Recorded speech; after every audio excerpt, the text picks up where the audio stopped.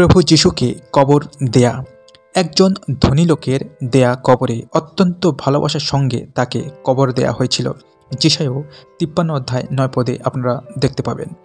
Joseph ছিলেন অরিমাথিয়র লোক। অরিমাথিয়া ছিল অ্যান্টিপেট্রিসের 10 মাইল দক্ষিণ পূর্ব দিকে অবস্থিত।